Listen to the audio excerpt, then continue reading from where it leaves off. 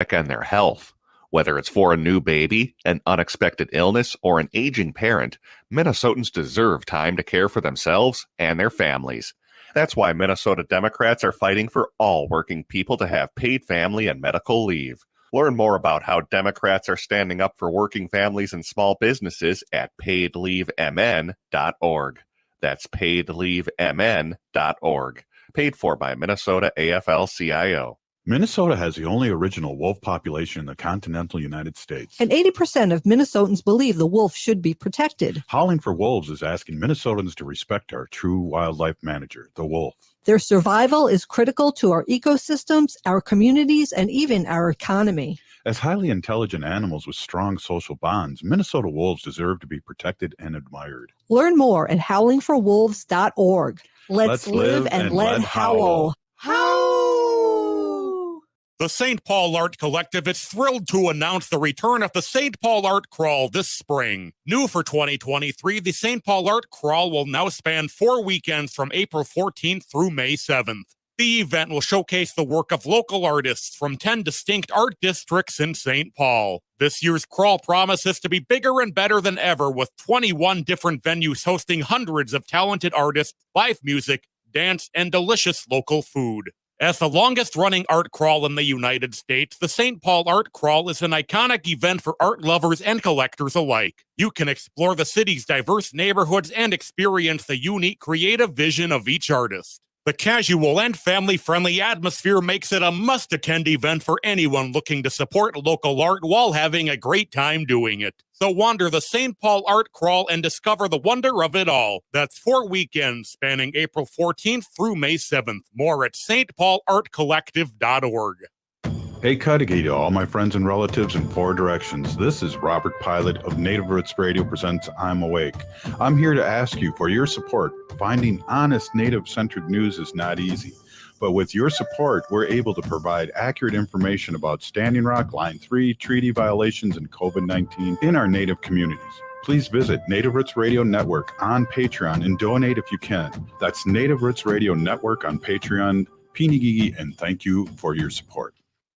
With your AM 950 weather, I'm Brett Johnson. Look for clear skies tonight with a low around 13. Thursday, some light snow with a high near 39. And Friday, rain and snow with a high around 40. Discover the magic of Crooner's Supper Club. From the incredible shows to the cozy ambiance of Maggie's Lounge, there's no better place to spend an evening with friends, family, or that special someone. Crooner's Supper Club is located off Moore Lake and Highway 65. More at croonersmn.com. Portions of Native Roots Radio may be pre-recorded. It's a good day to be indigenous. Get up, stand up. They are going to become more brutal. Couldn't cut, hitting cut again. Because all the hippies were trying to be Indians anyway. They're going to become more repressive because it's a matter of dollars and their illusionary concepts of power. Hey, Victor. We must live in balance with the earth. And also with recent happenings at Wounded Knee. I am awake. Welcome to Native Roots Radio presents I'm Awake, and I'm your host, Wakanja Hade.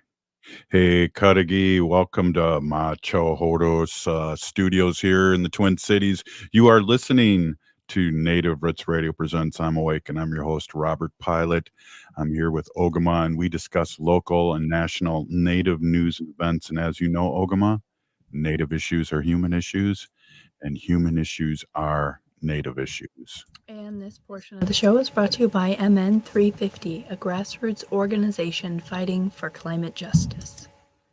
Hey, we got an author on today, Cathy Coats, author of the soon-to-be-released To Banish Forever, A Secret Society, the Ho-Chunk and Ethnic Cleansing in Minnesota. Very interesting. We had her on earlier, and they're ready. Minnesota Historical Society is ready to drop the book. So really excited to have her on and talk about history, which I love the most. Well, I love history and I love baseball, and baseball season's opening up tomorrow. So I'm super stoked and excited. We also, Ogama, as you know, we have a pop-up kiosk at the Twin Stadium, Target Field, for 80 games, and we'll have Native Roots Trading Post out there doing our thing, fighting what word am I looking for? people stealing our stuff one T-shirt at a time here. Appropriation? Is that what you Thank mean? you. Okay. Yeah, thank you. Okay, Ogama, go ahead with the news that you don't hear anywhere else. Enough of me babbling. Hey, yeah. I just wanted to start with condolences to the families of the most recent shooting in Nashville, Tennessee. And just kind of to point it out that this is really getting old, that we have this happening again and again and again. This it looks like there is the Covenant School in Nashville that just most recently had a shooting, and I believe the last thing that I seen on it is that 3 students, all age 9, had died, and 3 teachers as well were injured or had died, and it's just, Right. I mean, I just can't. As a mother, sending your child to school and having another one, I mean, I'm a normal citizen now. I'm not a high school teacher anymore, and I'm wondering who's next and where and when. Yeah, I've seriously considered contemplating, or I've seriously contemplated and considered homeschooling my oldest, which is something that we would have the luxury of being able to do, and I know a lot of families don't. And that's been something that I've been speaking about with other parents in my community is if I'm able to be home with my oldest to do some sort of homeschool curriculum, could I have other kids here? If could other kids join her? So that's something that people in my community are talking about. And, I kind of thought that I was maybe being a little unreasonable. And, you start to think like, not here, not my community, it could never happen here. And you start to kind of slip into that. And, I mentioned it to my mom the other day. She's like, why are you considering homeschooling your oldest? And I was like, well, honestly, the school shootings have us nervous. And she just agreed with me. And I wasn't even really expecting that, and it was really eye-opening to see that I'm not overreacting, to think that the safest thing is to not send my child to a public school or to a school at all. Right. And that's a scary place to be in as a family.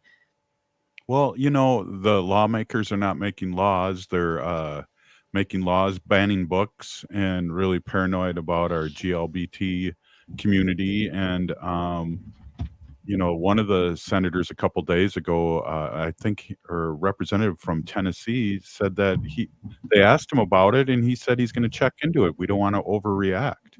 Mm-hmm. And overreaction is long overdue, I think. I think so too. I mean, we don't want to overreact. Thoughts and prayers do nothing for dead children. And I'm sorry to be so frank about it, but the time has come and gone for people to overreact. And Correct. the kind of things that happened after the murder of George Floyd and other people at the hands of police. That is the level I would expect to be at as a parent. But I think that we can't even trust the police. So what are we supposed to do as parents? What action do we take now? And I think the answer to this is really obvious. We need better gun laws. We need better gun laws that protect people from getting guns, and we need more education about it as well. But I mean, there have been a total of 304 fatal school shootings since Columbine in 1998. And that's 380,000 children that have experienced gun violence at school. That does not even count children who may have experienced gun violence in places outside of school. I mean, this is it's the 19th shooting this year. Yeah. Either a school or a college. Mm-hmm. 19. And it's March 29th. It's not even April yet. Right. Yeah, I think words are pointless at this point, and we need some action. And for those of you who are looking to take action, the first and best place I think everybody should go is immediately to their legislators. But there are other ways. So if anybody has any really great websites or organizations that they work with when it comes to this topic, please let us know. Put it in the comments, put it in the chat, and we'll try to share it out here before the end of the show. I want to switch gears just a little bit here to remind everybody of another danger that's happening here in Minnesota, and that is copper and nickel mining. And Friends of the Boundary Waters, as well as other organizations, including the Tamarack Water Alliance, Honor the Earth, and Sierra Club, are all going to be at the Minnesota State Capitol for Prove It First Day at the Minnesota Capitol. That's going to be next Tuesday, April 4th, 2023. Prove It First is common sense legislation that says that before a copper sulfide mine in Minnesota could be permitted, that there needs to be independent scientific proof that a copper sulfide mine has operated elsewhere in the United States for at least 10 years without causing pollution, and that mine has been closed for at least 10 years without causing pollution. The types of mines that they want to open here in Minnesota have never been done in other places in the world, let alone in the United States, without pollution. And, the statement is Minnesota's not a guinea pig for these companies to extract these things and figure out whether or not it's going to pollute. So the Prove It First law is actually modeled after a Wisconsin law that was in effect from 1998 until 2017, but it was actually repealed by former Wisconsin Governor Scott Walker. But Wisconsin did not permit any copper sulfide mines from 1998 to 2017 because of that Prove It First law that they had there. So great organizations you can get involved with include the Tamarack Water Alliance, which you can find at tamarackwateraLliance.org. HonorEarth.org is working on this as well. SierraClub.org is having an event, a virtual event tomorrow, Thursday, March 30th from 6:30 to 8 p.m.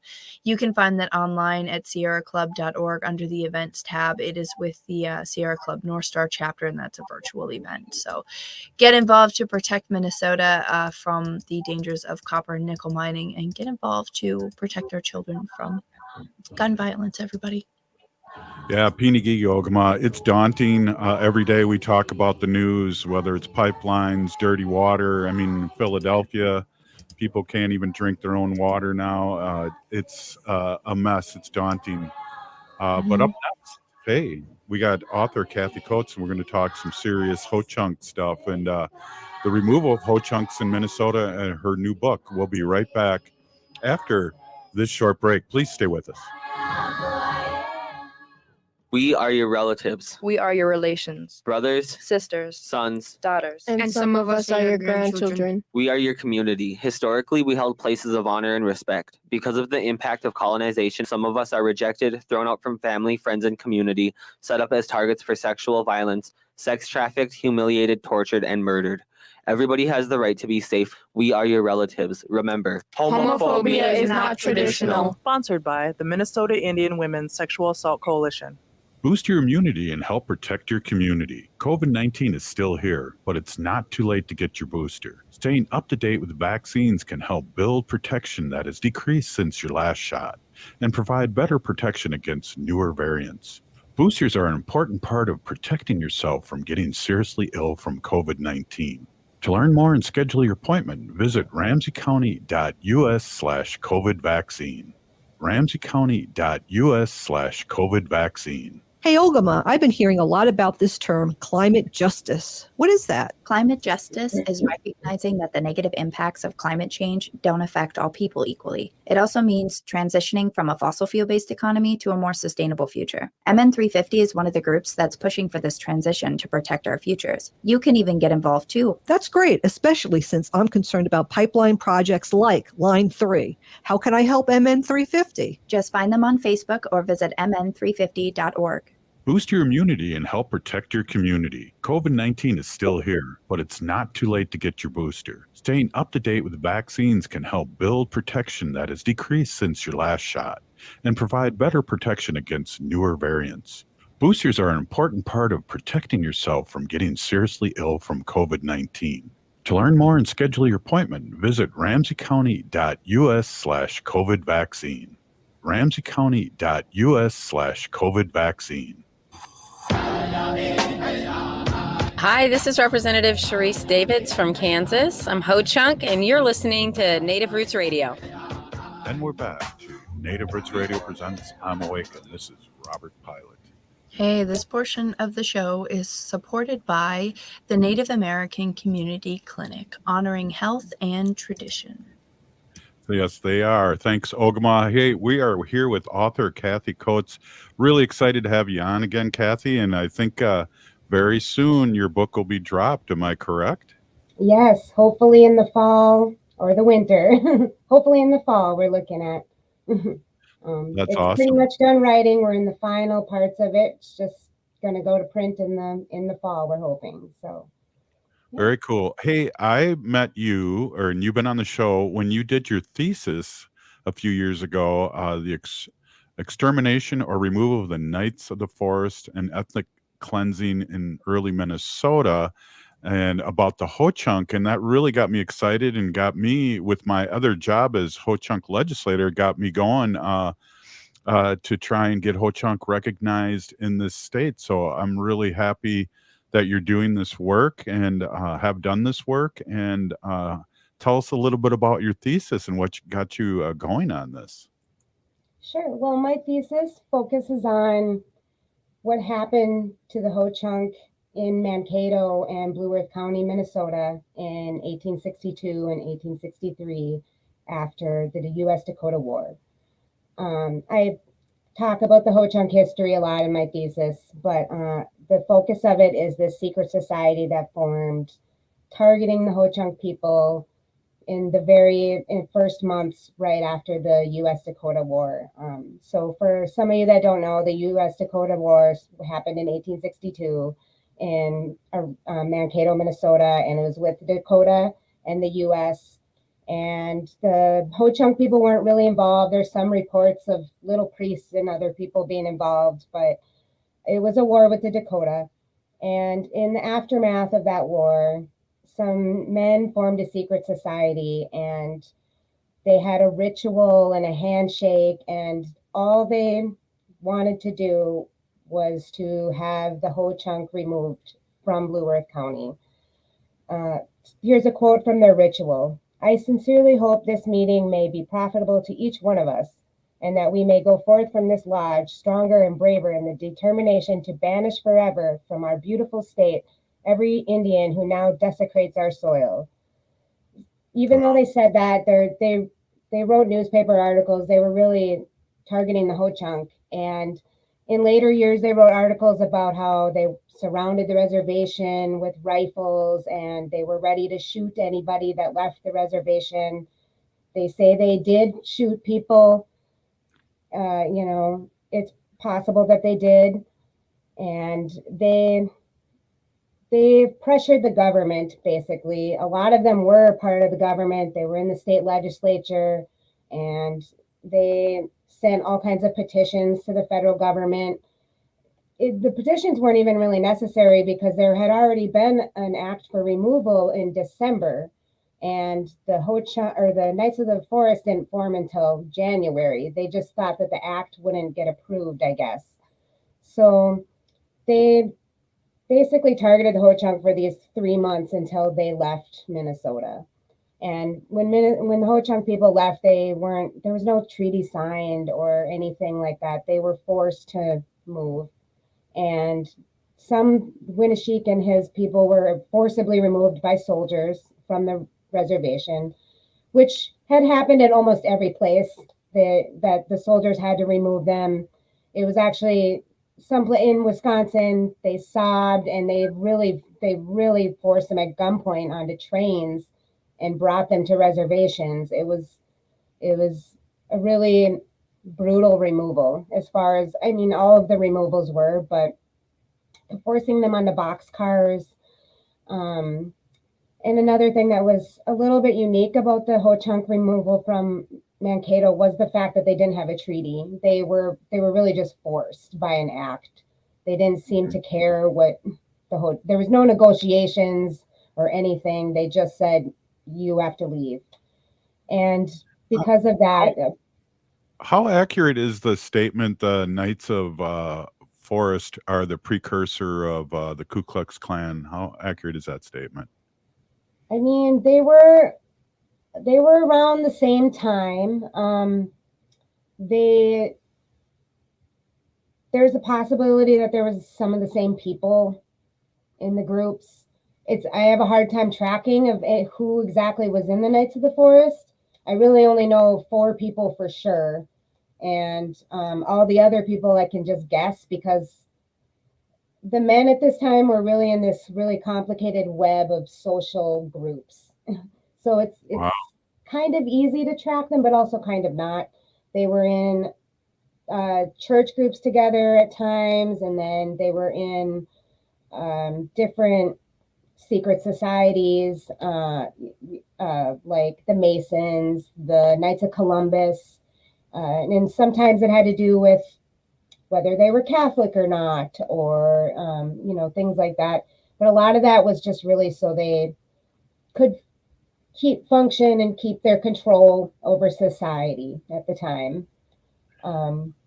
But yeah, in your thesis, you did track down a few of them that were that you named that were prominent and have deep history in the state of Minnesota.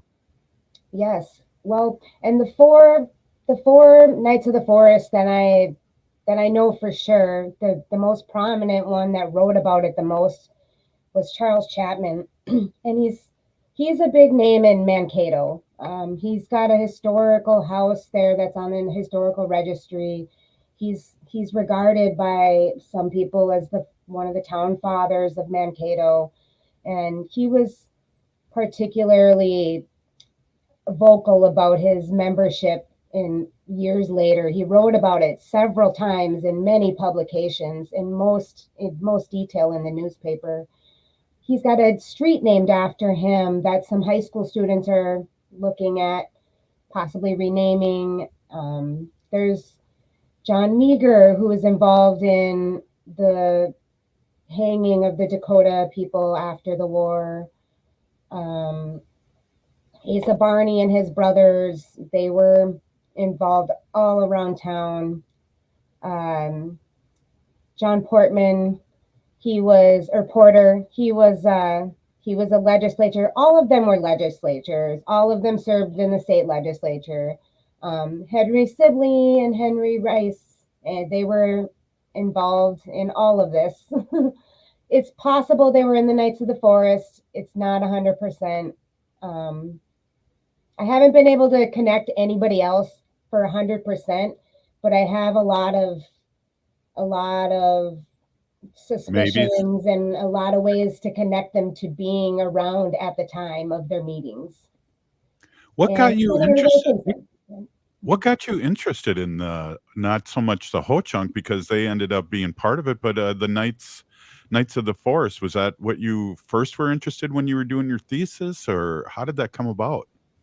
Yeah, so I took a history class in one of my first years in college, and the professor had us read Winona LaDuke's book, Last Standing Woman, and she's got a chapter in there about the Knights. It's sort of a fictionalized version of the Knights, but there is a quote at the beginning of the chapter that's from it's an actual quote from the newspaper, and I chased down that quote, and I chased down the Knights basically I knew they were real, so I just wanted to find out more about them, and it sounded very Ku Klux Klan-ish, and I think a lot of Minnesotans have this idea that during the Civil War and during that time, we were on the good side, and we didn't have things like the Ku Klux Klan, and that's not true. There were Ku Klux Klan up here. There's historical societies in northern Minnesota that have Klan robes, and there were Knights of the Forest, which were basically the same thing, targeting Ho-Chunk people. Yeah. So amazing. I think part of that was wanted to tell that story and contribute to truth-telling in Minnesota history.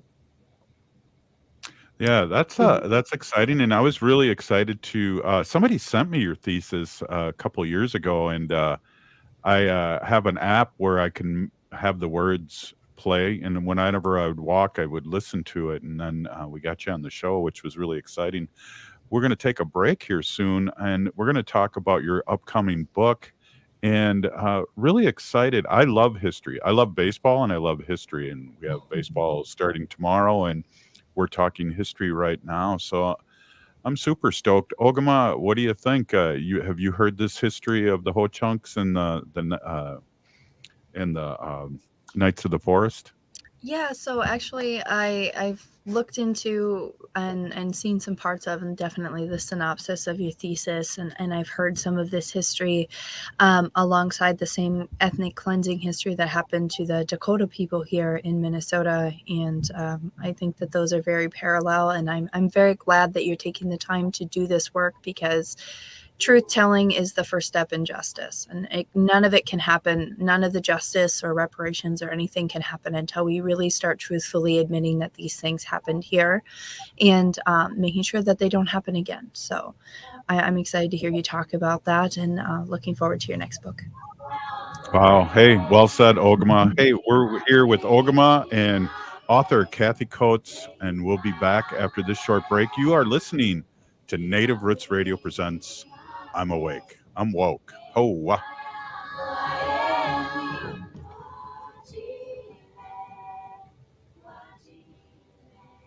No one should have to choose between a paycheck and their health. Whether it's for a new baby, an unexpected illness, or an aging parent, Minnesotans deserve time to care for themselves and their families. That's why Minnesota Democrats are fighting for all working people to have paid family and medical leave. Learn more about how Democrats are standing up for working families and small businesses at paidleavemn.org. That's paidleavemn.org. Paid for by Minnesota AFL-CIO. The Senior Linkage Line is a free statewide service of the Minnesota Board on Aging in partnership with Trellis. I have volunteered with seniors nearly 15 years, working alongside their compassionate team. I am honored to partner with Trellis as we help our elders find housing, compare costs of Medicare prescriptions, and learn how to avoid fraud and scams targeting seniors. We help our elders optimize well-being as they age, and we can help you too. Reach out today at trellisconnects.org. J&S Bean Factory is a native-owned, community-supported, cozy, artsy coffee shop which offers roasted on-site beans, live music, and baked goods. Relax in the beautiful outside patio. City Pages writes, voted top 10 coffee shops. Tucked into a quiet corner of St. Paul's Highland Park neighborhood, this coffee shop roasts beans on-site from the best coffee-growing countries in the world. Located at 1518 Randolph Avenue, St. Paul. The good stuff. Judge Janet Protasewicz is running to provide you with the justice you deserve. For years, Judge Janet has supported the youth and underrepresented communities. Judge Janet has strong values for public education and believes in setting our communities up for success. Judge Janet believes that Native rights are sovereign rights. Judge Janet understands the importance of issues such as missing and murdered Indigenous women, treaty rights, and hunting and gathering. Unlike her opponent, Judge Janet not only talks the talk, but walks the walk. Judge Janet knows the impact that our courts have on our communities, and she will bring integrity and fairness to the court. Judge Janet Protasewicz will fight for us. Let's fight for them. Make a plan to vote by April 4th. Find your polling place at vote.wisdoms.org. That's vote.wisdoms.org. Vote.wisdoms.org/EV. Paid for by the Democratic Party of Wisconsin as an in-kind to Janet for Justice.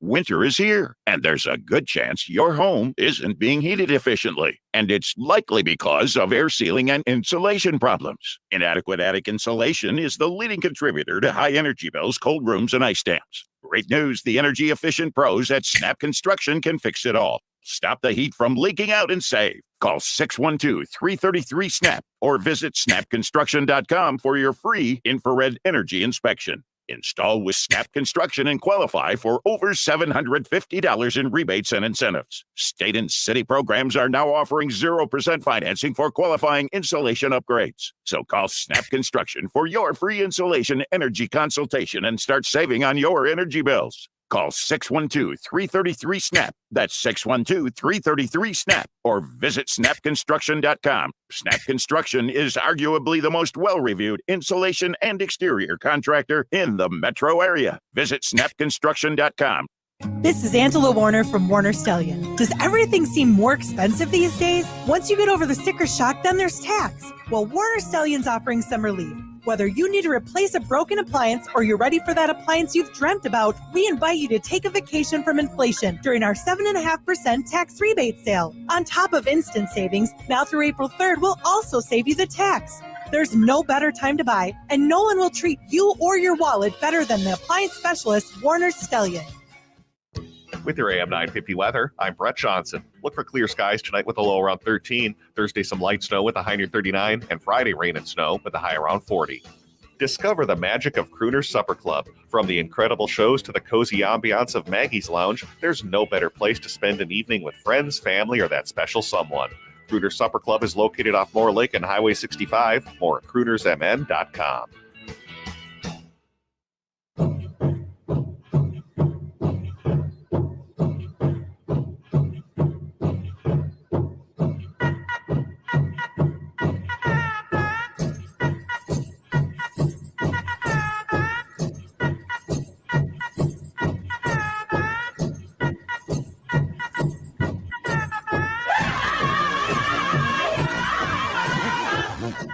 Welcome back to Native Roots Radio Presents I'm Awake, and this is Robert Pilot. Hey, this portion of the show is supported by the Native American Community Development Institute.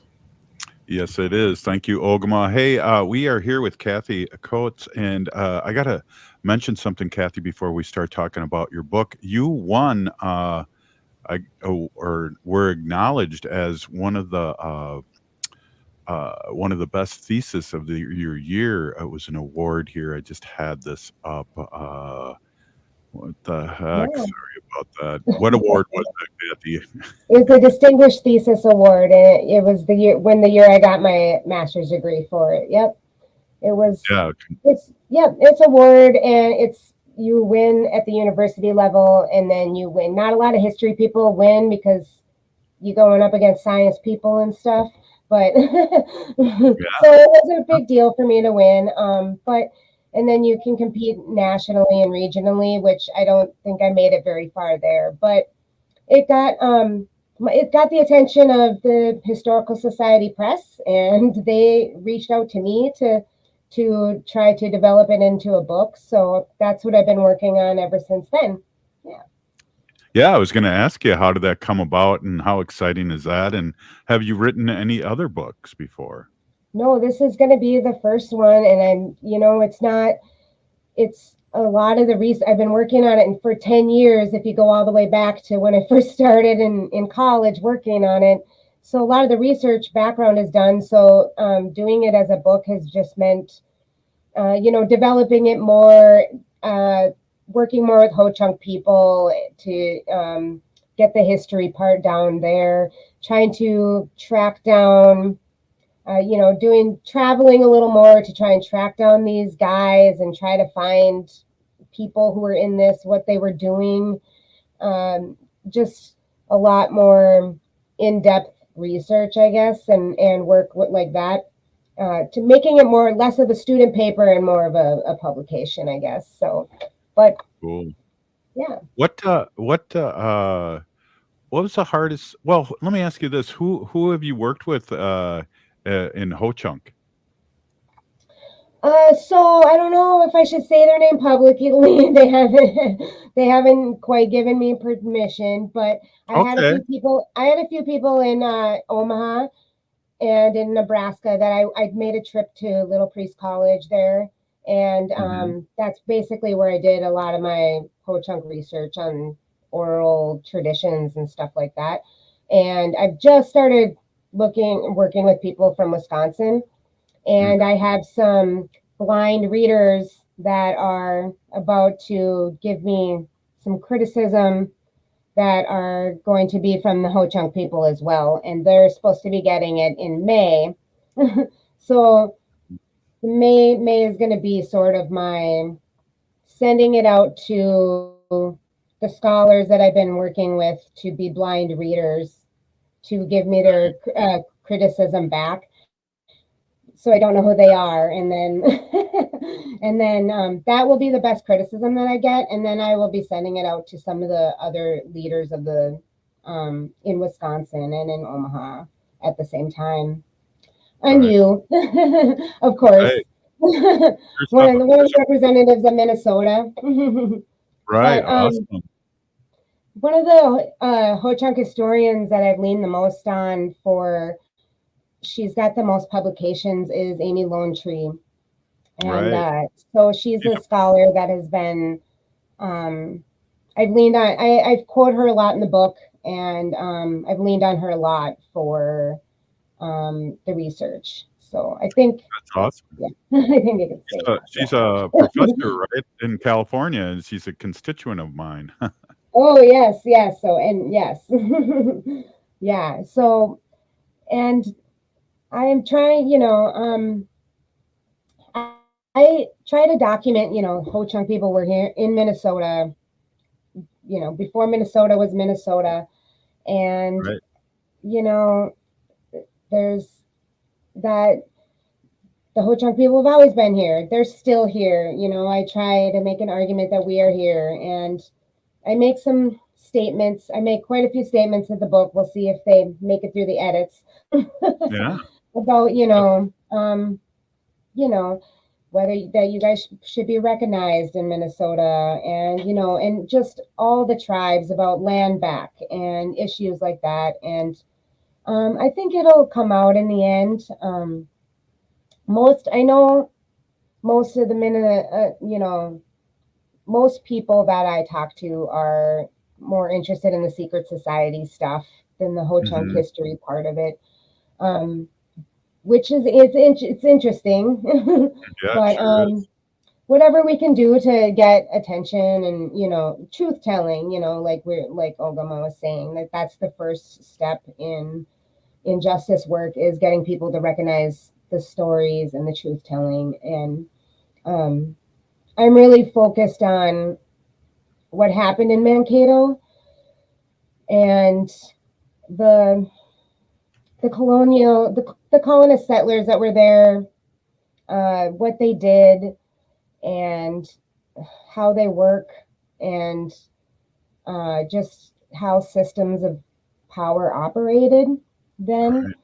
And but there was a sense of needing to understand Ho-Chunk history the way Ho-Chunk people want it to be understood, I guess, and wanting to present it the way they want it presented, the best that I can. So I've been trying to develop that, and I'm still working on it, but that's been my main focus on the book, because I know as a student in the thesis, that was my biggest, that's where I needed the most work. So what's interesting in your thesis, and I'm sure you're going to get into this in the book, but people just took over the farmland right in the middle of the crops growing when the Ho-Chunk were removed, and just moved right in. Yeah, they just some of them had houses, they just moved right into their houses, and took over their crops. And there was a few people who refused to leave the entire time. They had made claims on land. At the time, you could make claims on land, and so they didn't know that the reservation was going to be there when they made a claim on this land. So when the Ho-Chunk people first moved there, a lot of people were forced to move off where the reservation was carved out, and those people threw up a huge protest and all kinds of petitions. They didn't like being removed from their claims. And there was a few people that never did. They lived there. Thinking of his name, Basil Moreland, lived there the entire time the Ho-Chunk people were there. He just lived. He lived on the reservation with them, and he fought it in court until the day he died. Wow. To try to get the government to pay him for that claim of land. Even the government did pay them all. I think he just didn't, it wasn't enough money for him or something. So, but they were paid. So, What's But yeah, interesting, Ogama, you're a writer, and Ogama, when we first had Ogama on the show, when we were on once a week, she wrote a weekly story, which I really miss. We should probably pull a couple of those out for the best of. But Ogama, do you have any questions? Because you're a writer too. Yeah, I don't know that I'm the same kind of writer that Cathy is. Cathy is a very well researched and a highly knowledgeable writer, and really doing some really great work to bring awareness. My work's maybe a little more, I don't know, whimsical or personal, my personal feelings on things. But I guess that would be my question is, how do you emotionally handle the knowledge of what you're writing about? so sometimes history work can be really tough emotionally. Um, so when I was in grad school, I took a class in the Holocaust, and that class, a lot of history is tough, but the class in the Holocaust was really tough at times.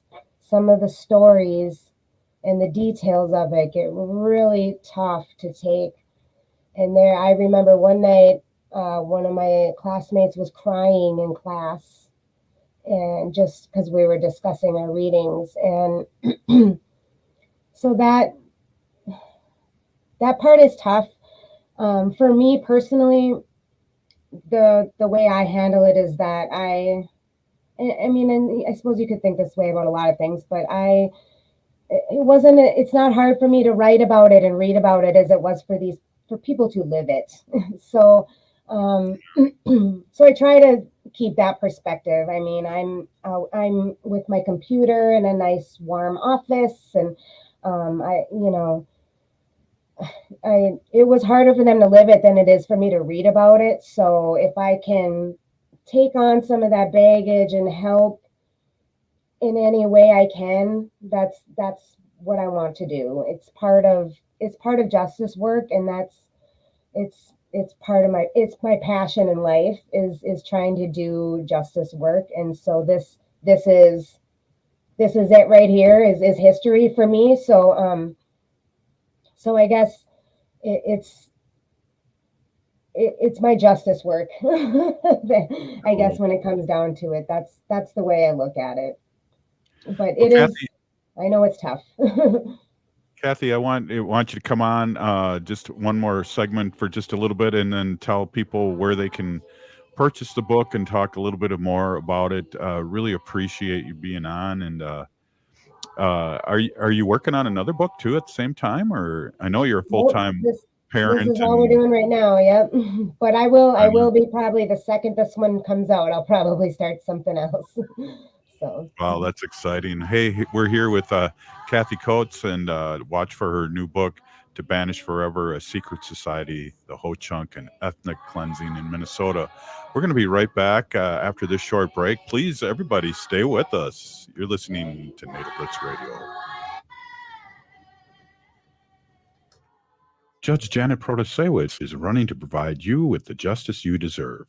For years, Judge Janet has supported the youth and underrepresented communities. Judge Janet has strong values for public education and believes in setting our communities up for success. Judge Janet believes that Native rights are sovereign rights. Judge Janet understands the importance of issues such as missing and murdered Indigenous women, treaty rights, and hunting and gathering. Unlike her opponent, Judge Janet not only talks the talk, but walks the walk. Judge Janet knows the impact that our courts have on our communities, and she will bring integrity and fairness to the court.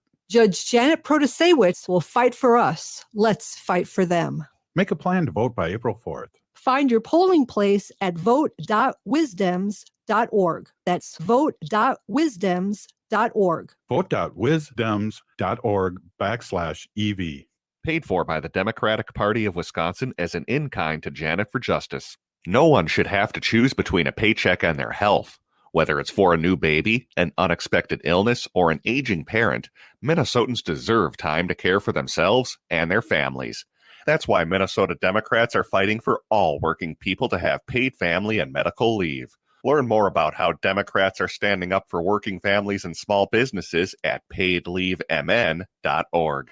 That's paidleavemn.org. Paid for by Minnesota AFL-CIO. Minnesota has the only original wolf population in the continental United States. And 80% of Minnesotans believe the wolf should be protected. Howling for Wolves is asking Minnesotans to respect our true wildlife manager, the wolf. Their survival is critical to our ecosystems, our communities, and even our economy. As highly intelligent animals with strong social bonds, Minnesota wolves deserve to be protected and admired. Learn more at howlingforwolves.org. Let's live and let howl.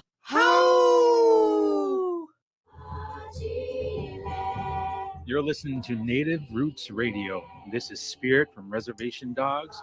Get up and listen.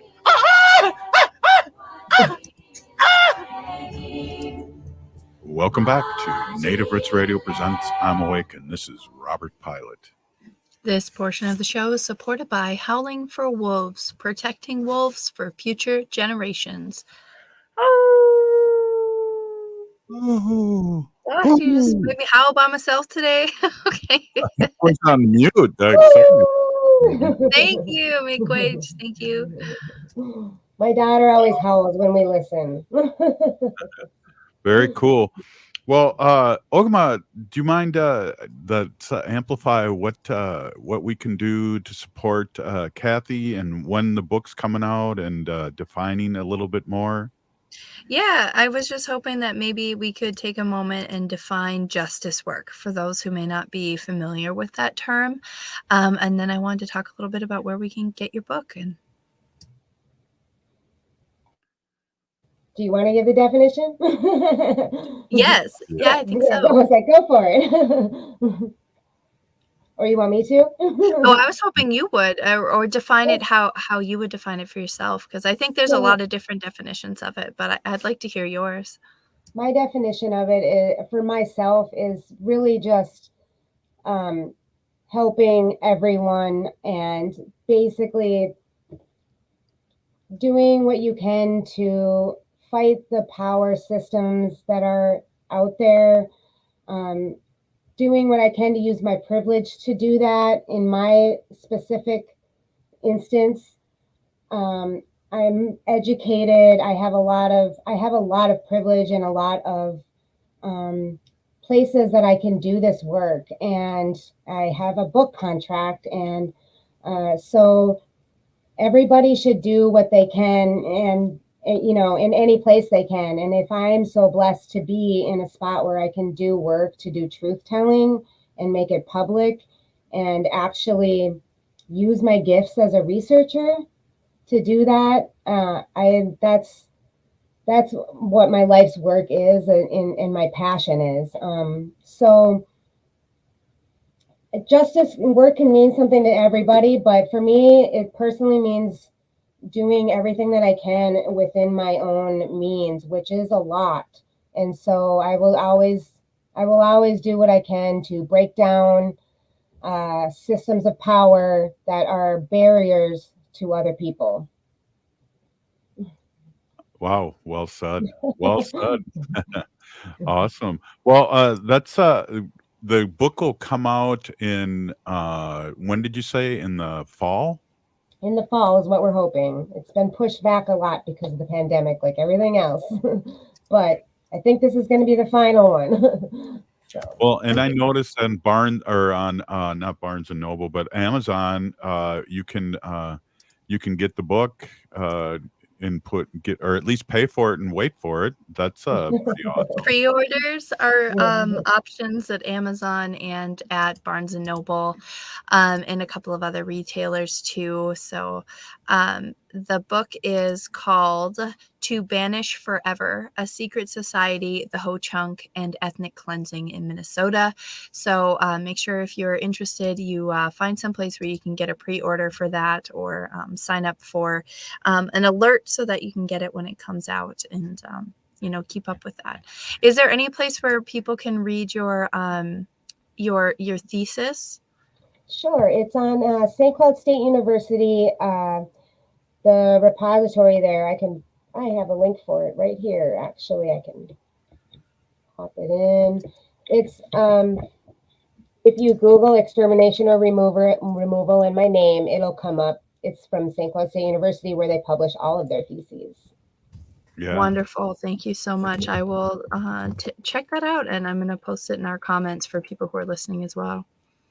I got I just Googled Cathy's name and put Ho Chunk in there, and it popped right up. So, Cathy, any last thoughts before we let you go?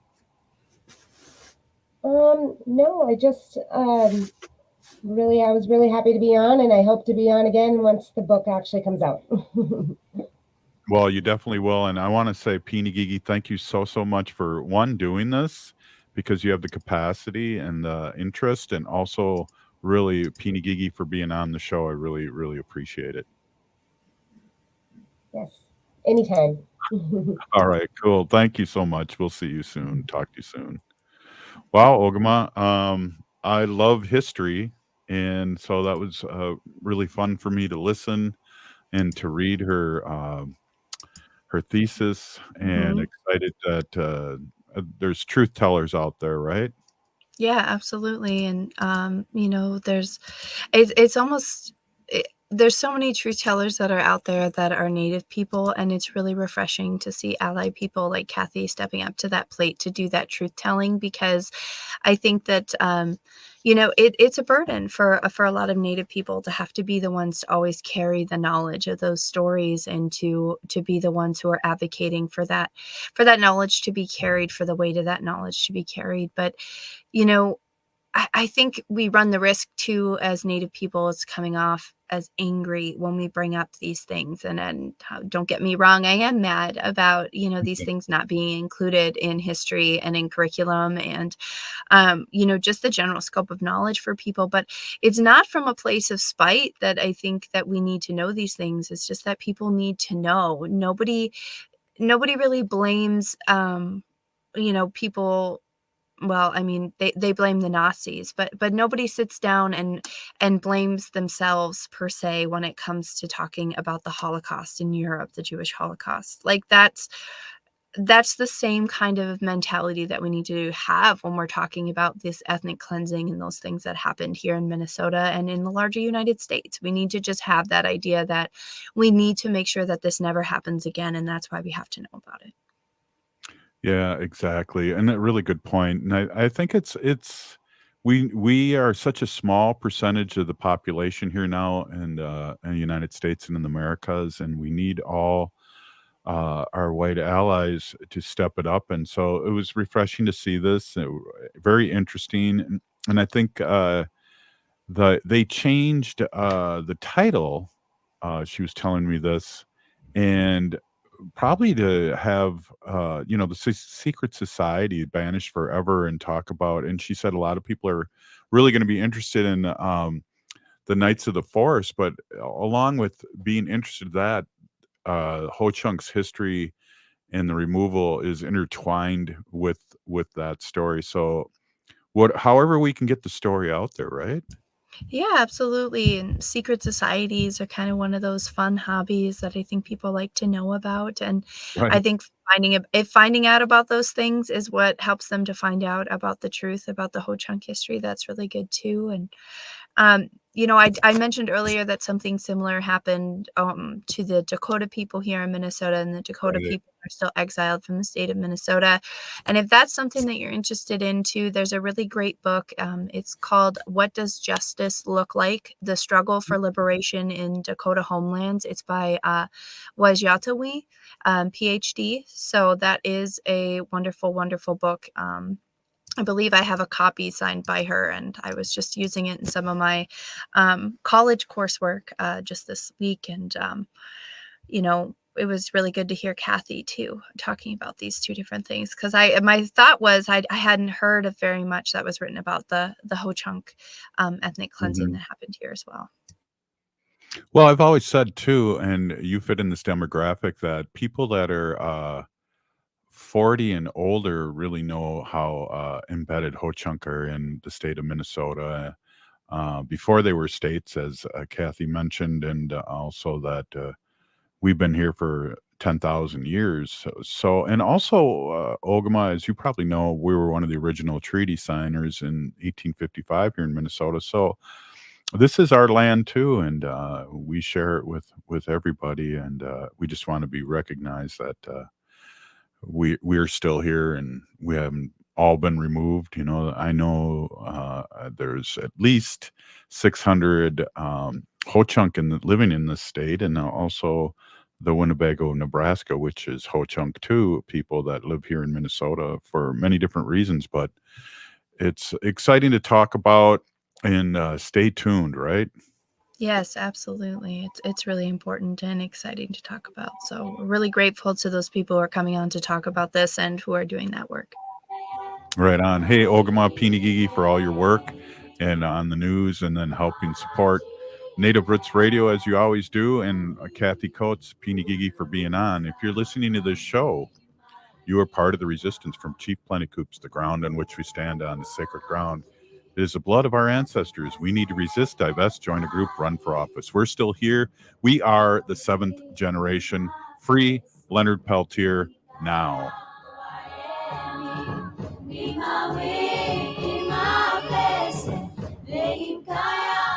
Hey, Ogama, I've been hearing a lot about